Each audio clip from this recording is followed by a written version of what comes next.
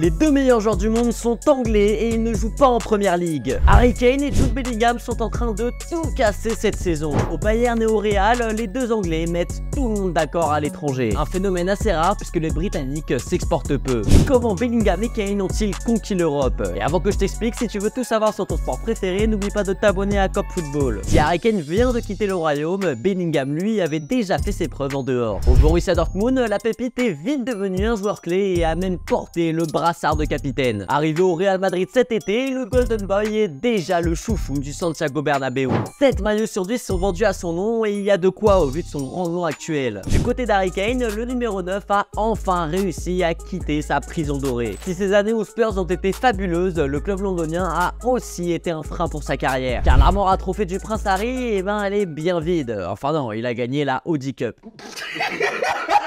Mais en Bavière, l'anglais montre qu'il est vraiment l'un des meilleurs numéro 9 de sa génération. Orphelin de Robert Lewandowski, le Bayern avait besoin d'un buteur de taille. Et Kane incarne parfaitement ce que les Allemands attendaient. Car au-delà de ses 21 buts en 16 rencontres, il participe au jeu avec 7 passes décisives à son compteur. Un niveau de jeu exceptionnel, mais qui n'est pas surprenant quand on a vu le joueur évoluer en première ligue. Pour Bellingham en revanche, ses performances sont plus inattendues. On le savait, doté d'un immense talent, mais personne n'aurait parié sur son rôle. On l'attendait en successeur de Luka Modric ou Toni Kroos, mais l'anglais est en fait le buteur inattendu du Real après le départ de Benzema. Avec un placement plus haut sur le terrain, entre Vinicius et Rodrigo, Bellingham ne s'arrête pas. Avec ses 13 buts marqués sur ses 14 premiers matchs de la saison, il a sauvé la Maison Blanche à maintes reprises. Notamment lors du Classico où les Madrilènes étaient menés 2-1 jusqu'à ce que l'anglais ne lâche une sacoche dans les filets de Ter Stegen. Et il ira même inscrire un doublé à la dernière seconde pour donner la victoire aux siens. Et pourtant, le numéro 5 a été invisible